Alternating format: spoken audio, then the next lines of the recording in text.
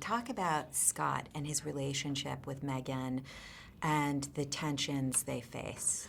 So from the outset, you think this is the most perfect relationship, Scott and Megan, and from the window of the train, Rachel sees this idyllic couple who seem to be madly in love, and everything's great. But obviously, everybody has their shadows and their demons, and Scott and Megan have real problems. I think in their relationship, Megan is suffering from a huge amount of past issues which she's not really addressed, and they're affecting her present life and her relationship with Scott. And Scott's a little older than her as well, and I think Scott's in a place where he wants children. Megan doesn't want children, and there's a lot going on. Without giving the story away, this is a man who ends up losing everything and is lied to, he's betrayed, he's deceived, he's angry, he feels guilty, he's racking his brain as to why this would happen to him and what did he do anything to cause it, So he's a real broken individual, but I think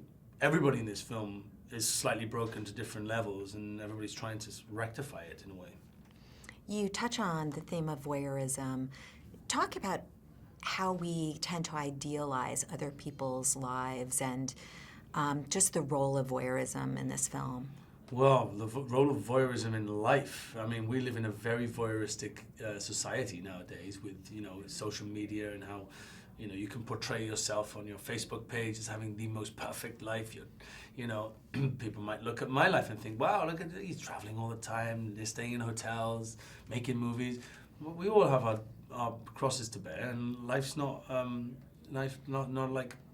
life is not all just rosy and happy, And I think this film touches on something that I think we're all culprits of. I think we're all inquisitive creatures. Human beings are inquisitive by nature, and it's probably why we still exist on this planet, because of that fact. So yeah, it touches on some really interesting, very common human behavior. The film really keeps the audience guessing. Talk about the mystery and just how we're influenced by this unreliable narrator.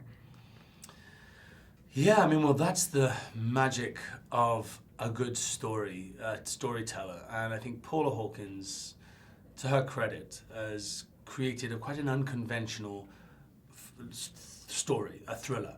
It doesn't spoon feed you the story whatsoever. And I think the film absolutely honors the book in that respect, because I feel like a jury watching the film. You get presented with all these stories and facts, and sometimes they're not clear facts. As much as the girl, the protagonist, the most unlikable protagonist you'll ever see in a Hollywood movie. It's really hard to support this character when you see the mess that she's making.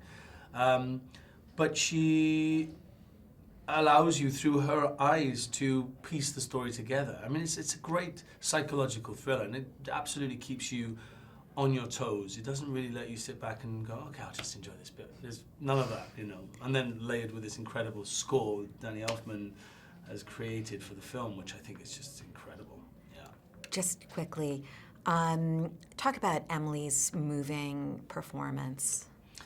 I think it's probably one of the most powerful performances I've seen, not just Emily, but any actress play. It's a very difficult role. To pull that off, it's exhausting to watch, to see.